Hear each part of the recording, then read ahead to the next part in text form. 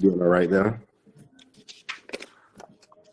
Hi, everyone. Welcome to the stream today. We are live on Entra, the #1 fastest growing Web3 professional network and the new way to work. Here on Entra, we combine things like social, LinkedIn stuff, marketplace options like an Upwork, and communication like Slack. You can get paid for creating your content in crypto already.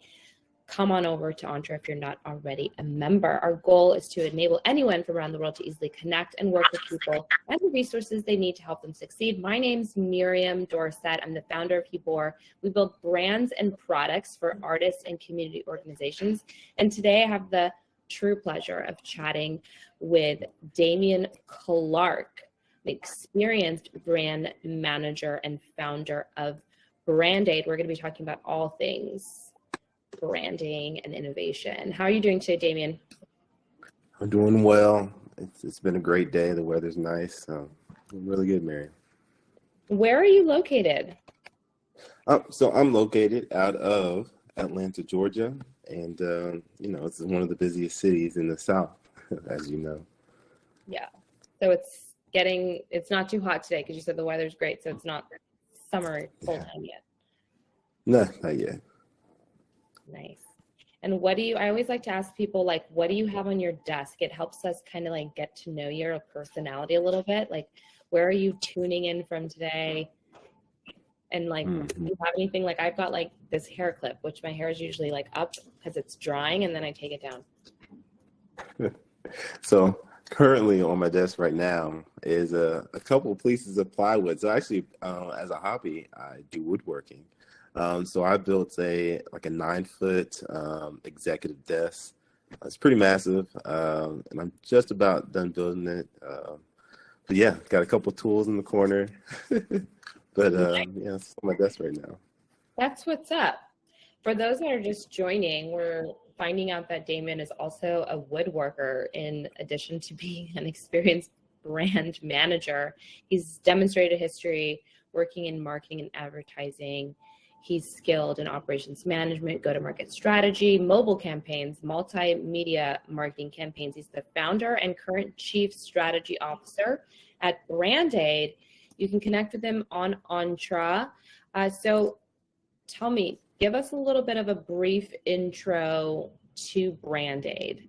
What exactly are you guys doing there? All right. So I guess with the intro to Brand-aide, we're pretty much we're woman-owned, which is pretty cool. And the reason we're woman-owned is because when we started Brand-aide, we wanted to, in my family, create a business for each person. So this is the business I actually created for my wife. And since we last talked a couple months ago, I've actually created one for my daughter, my youngest son, and I'm currently working on one for my oldest son. But, with Brand-aide, we really, really focus on consumer psychology, branding, and innovation. So we're bringing new ideas to clients, or they're bringing them to us. We're helping them shape that idea. And after we come up with the idea, we make sure it works and we put it out into the market. And so far, we're up to 6 companies that are at 6 figures within 9 months or less. So we have a pretty good track record. Nice. And I love to hear that you're doing this for your children as well and getting them set up for that generational wealth, that legacy building. You also being very humble, it's also veteran powered in addition to being woman owned. That is not something to scoff at. I want to make sure that we acknowledge that. How did you come up with the name Brand-aide? It's unique and also it makes me think of obviously the Band-aid, but tell us about that. So, back in 2017, I actually needed a lot of Band-aids. I had a parachute failure overseas and about 100 feet and parachute collapse. I hit the ground pretty hard, but it didn't the ground. Unconscious for a while. Ended up being in a wheelchair. Actually, you need a little fact. I don't know if anybody in the audience, but I'm a full-time wheelchair user also. I didn't know that. That is something I did not know. From this yeah. That's So that was the beginning. I did a lot of psychology, consumer psychology. Pretty much I was one of the team leads for the Army when it came to psychological operations, and I got interrogation training on the back end. but we pretty much went into areas and helped shape cultures, ideas, and beliefs through marketing, campaigning, strategy. So that's where the brand part came in. And the aid was when I went through this whole process with the military, and they didn't offer any help. I ended up getting to my duty station, and they told me it was in my head. I'm okay. Then they missed 2 fractured vertebrae. And it got really bad really quick. So just, knowing like how to get help, how to increase awareness. And that's how we came up with the Brand-aide. We really just want to help people. Okay.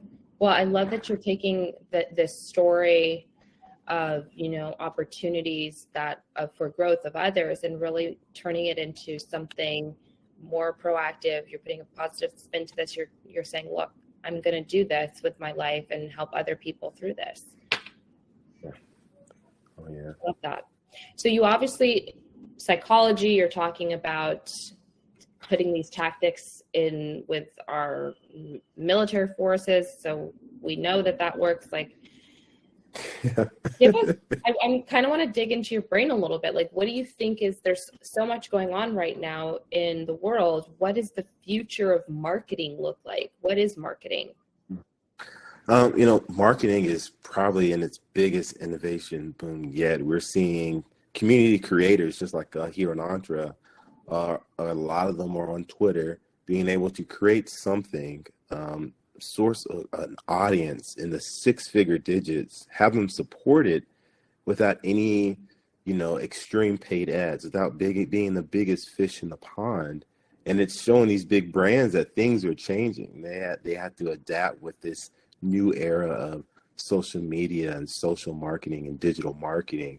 I would say within the next 3 to 4 years, a lot of these businesses are going to shift toward hiring smaller brands to be their legs on the stool, so to say. So the business would be the top, but the things that support these businesses would definitely be these smaller creators that have figured out how to pretty much build a brand.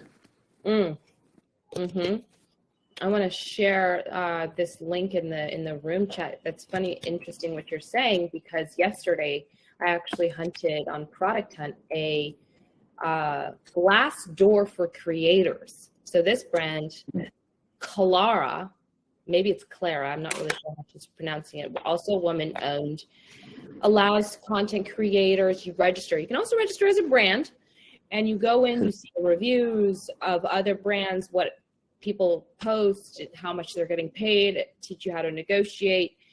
I think this is so true what you're saying. Brands are going to really start to work with some of these micro influencers, these content creators. Even right here in Entra, we are starting to get we get paid already right now. Anybody who's on Diamond, if you take a screenshot of this room and post it to Entra feed right now and tag me, I will diamond you, or whatever that means.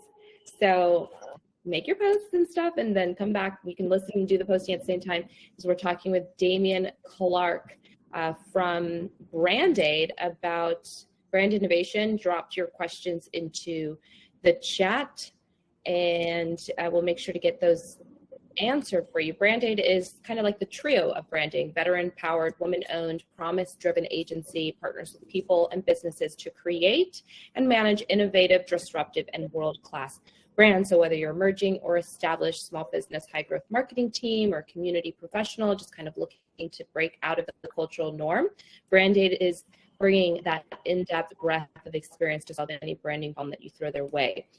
We just talked a little bit about the future of marketing. I want to talk to you now as being a founder, Damon. Obviously, we've had these challenges in your professional life. Now you're your own business owner. I'm sure you've had successes as well.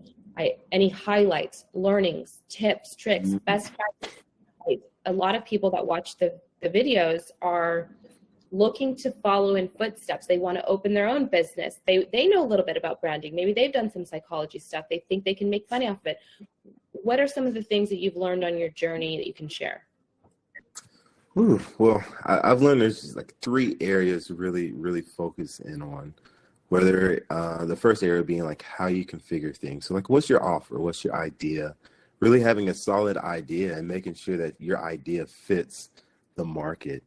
Um, like a long time ago, a good example would be like three-wheel cars were a good idea, but they always crashed because they kind of flipped. So making sure that your idea is actually valid and solves a problem in the market. And with us, originally, we've gone through several iterations website-wise. And when it came to our initial offering, we were kind of like everybody else. And then we've slowly settled down on the actual business model. So I would say the second thing would just be when you have your offering, make sure you have a system that is a business, not a freelancer, but an actual business. So you could scale it, you can grow it, you can automate it. When you have those things built in, if you need to go on vacation, if you have a death in the family, you can do that versus being attached to your phone or your laptop. And I would say just the third thing would just be constantly getting that experience. Instead of Netflix and chill, it should be podcast and chill. Instead of, a steak dinner or that $5 Starbucks coffee, maybe it's that, $20 course, $50 course, $500 course that you spend in a month going out to eat that helps you gain that experience by either networking or communicating or learning something new. So just those three things, how you configure it, how you have your offering and your experience is really what it's going to help you be successful when it comes to like Web3 or, just creating something out of your hobby that you like to do.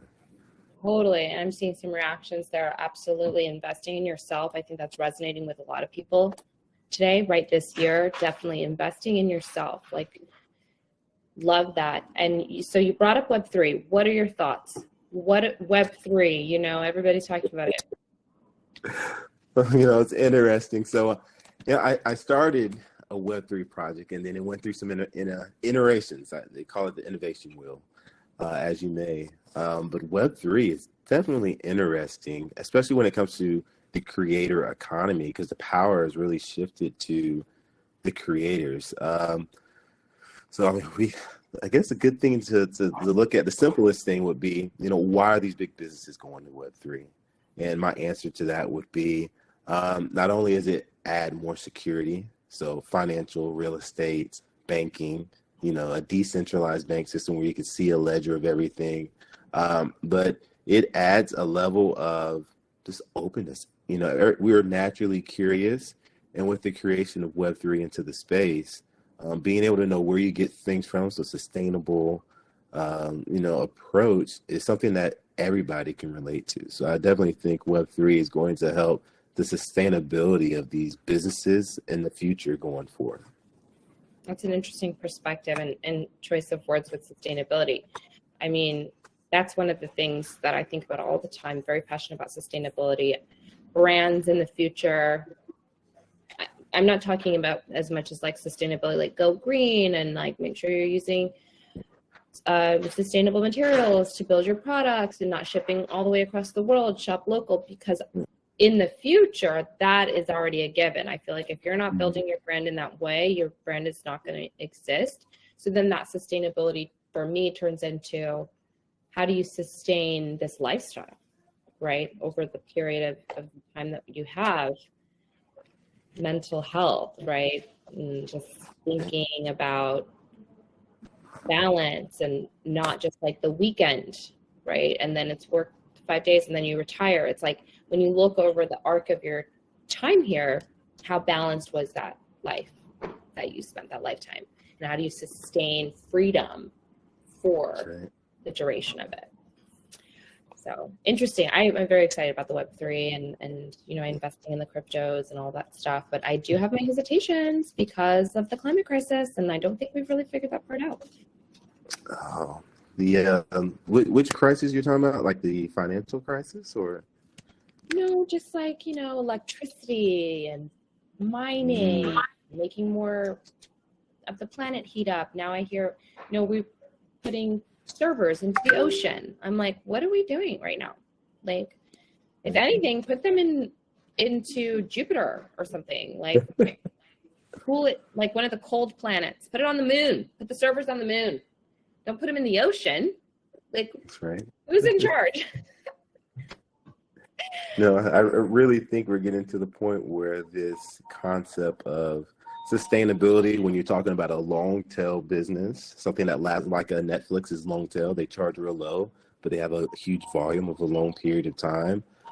Or when you talk about the servers, that's more of a it's long tail. The prices are higher, but they're trying to figure out ways to be innovative with their idea. And like you were saying, there's got to be another way. So even a satellite-based server, it's an idea, but is it valid and will it work? You know, it's up to somebody or some company to figure that out. So definitely agree. And if you've got that idea, just that you need some marketing, you know who to call, right? Oh yeah, oh yeah. So we dabbled a little bit in like a big topic, the climate crisis, but what do you think is the biggest problem facing our world today, and how do we go about solving that? Oh, the biggest problem.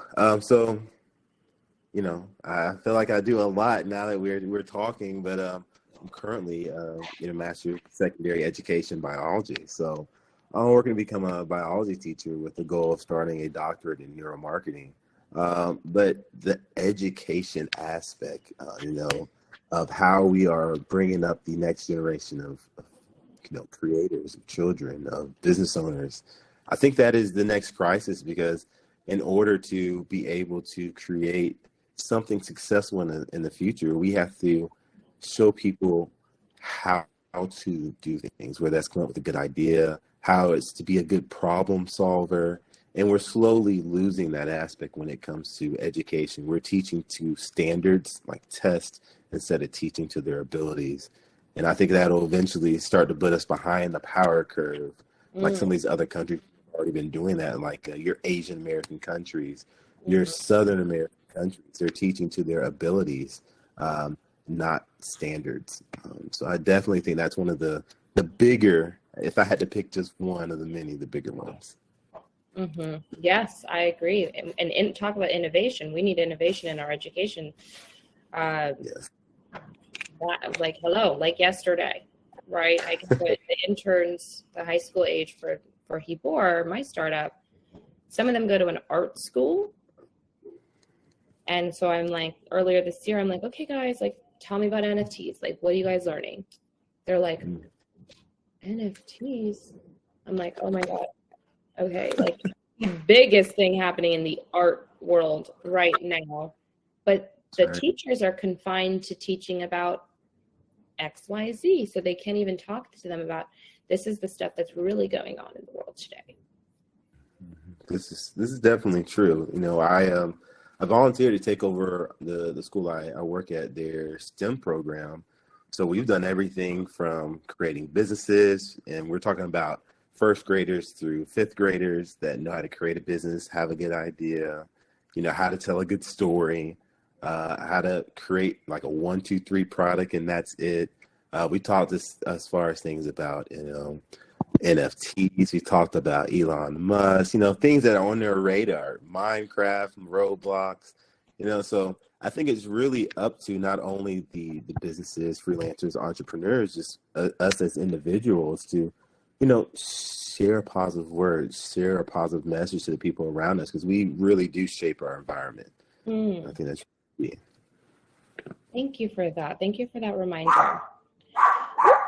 There's my chat page getting all very excited. Well, if you guys have any questions, now is definitely the time. We'd love to bring you on stage. I see Caleb in the audience. Virtual Insanity's popped in. Collins, nice to see you as well. Yeah. Definitely, let's bring up some people for questions. I love this. Hey, Caleb, how's it going? Hey. Hello, everybody. How are you? Hello. Hi, Scott. So you guys were talking about NFTs, and I'm really interested in this Web3 saga, and I want you to answer my question. That today the floor price of NFTs is lowest on NFTs, right? So is it the right time to buy NFTs or not? To answer your question, I have to ask you another question. What are you buying NFTs for? Mostly today, I'm buying NFTs for flipping. Mm. So we're looking at short-term investing, if that sounds correct. So on a short-term investment side, yes, you could still buy NFTs. There was a recent rug pullout and exposure of Azuki's today. Their project was pretty big.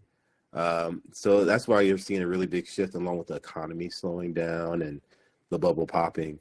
But yes, it's good to buy into it. Just make sure you're buying into a project that not only has a long history of creators supporting their projects after they're done, but have a high return. So maybe look into the creatives like BAYC, Invisible People, which their creators are still supporting it. Just those larger products that their floor price is like, 2 or 3 ETH or above. But if you make an investment when they first whitelist, you'll be able to make a pretty good return. Yeah, that's great. Yeah. But I need to ask that right now, NFTs are just being bought because of the hype, right? There's no real use case. I mean, what purpose does Bored Ape Club serves? I don't know. What is the use case of NFTs right now? I just don't understand why they're. It's just because of the hype, right? NFTs are being bought just because of the hype right now. I would say no. I would strongly actually say no. When we look at NFTs, we're seeing art, but art itself not only gives position, but it displays if you're a thought leader or not. It displays whether or not you are more visually creative or physically creative. So people who buy like motorcycles that are tuned motorcycles are more physically creative. They're concerned about the aesthetics versus a Harley. Most of the Harleys look the same, but they sound different. And NFTs have that same kind of approach. You can invest in a project like if you got into BAYC or CryptoPunks in the beginning, those are two totally different approaches. So if you were to network with the BAYC holder, you would have access to a plethora of things. And that goes back to what we were talking about earlier. Depending on what you invest in and why you're investing in NFTs will give you opportunities. It's becoming a new normal of digital networking in a very short sense, almost like Entra. Depending on who you network with here on the platform will give you exposure to different people or different things. And that itself is a not talked about utility of NFTs, but it definitely is a big selling point on NFTs if you invest in the correct projects. Yeah, I got your point, Damian. But you see, what I think is that most of the people are buying NFTs to just flip it, believe it or not. I'm in this space and I know what people are doing. But right now, we are not yet fully utilizing NFTs, right? We are in initial stages, and I don't see the real purpose of what JPEG photos can serve in real life. But the real use case of NFTs can be seen in gaming industries, right? Like Axie Infinity. Axie Infinity is the biggest crypto game, and you need to buy in-game assets and you can sell them. So that is the real use case of NFTs right now. But okay, all right, you said that people are getting some access to some things if they are early holders of BAYC. But what about moonbirds? How did moonbirds came? It just exploded, right? You can see on OpenSea how moonbirds exploded just because of hype. So what I feel is that NFTs right now are only the real use case of NFTs are in the gaming industries. And in future, maybe NFTs will serve purpose in metaverse and other projects. But right now, you must agree with me that most of the NFTs are selling just on hype. I would agree to disagree. It is hype, but it's mostly community. You have to be a pretty good community builder Yeah, to that's build an NFT project that grants, 6-figure audience when some businesses couldn't even do this day one. So, there's some innate features of these founders, how they go about marketing, branding, influence, paid partnerships. These people are very quick learners when it comes to business. And you're correct. Right now, the 90 million acquisition of Activision, I think it was 90 or 60 in the gaming industry, definitely holds true. But as we go into the future, we're looking at, 20, 30, 40 years from now, I think we'll see some physical and real world connection between NFTs coming up. But I definitely agree with you. yeah, that I'm just going to pop in for just a second because I definitely plan on dropping an NFT project, and it's going to be lit and sustainable and real world and looping in all this work I've been doing for a while with my artist series. So stay tuned for that. I see as well, I want to say hello to Derek in the audience and Rich, who I recently met in real life here in New York City. That was fantastic to have you. Raise your hand if you do want to come on stage. Hey, Derek. And Caleb, if you have anything for Damian, we are live right now with Damian Clarke. He is the co-founder of Brand-aide. He's an experienced brand manager, demonstrated history of working in the marketing and advertising industry, skilled in operations management, go-to-market strategy, mobile campaigns, and multimedia marketing campaigns. He is the co-founder and current chief strategy officer of Brand-aide. You can connect with him right here on Entra. Entra is the #1 fastest growing Web3 professional network, and it offers you a new way to work. Here on Entra, we combine social, LinkedIn, services, marketplace like Upwork, and communication like Slack, all in one place. Our goal is to enable anyone from around the world to easily connect and work with people and the resources they need to help them succeed. My name is Miriam. I'm the founder of People. We build brands and products for artists and community organizations. We've just kind of been chatting a little bit about brand innovation, of course, went into NFTs, marketing, but I'd love to take some questions for Damian. Thank you so much, Saud, for your question. That's lovely. And thank you. appreciate you coming up. Caleb, did you have a question, or we can have some questions from the audience? Yes, hi, it is I. Let me turn this down real quick. I'm restreaming. I can't turn it down. I'm restreaming this on Clubhouse. I'm not recording it because I didn't get anybody's permission, but I want to get some more people to kind of listen in. I put it on the Future of Work, what's it called? Clubhouse room. But anyways, yeah. Nice. I mean, David, as always, like my questions are around like value and how to provide value, how to sustain value. How do you validate a problem that you think there is in the market, and how do you figure out why people would choose your brand over others when you come up with a product market fit? Okay. So you're bringing the hard questions first.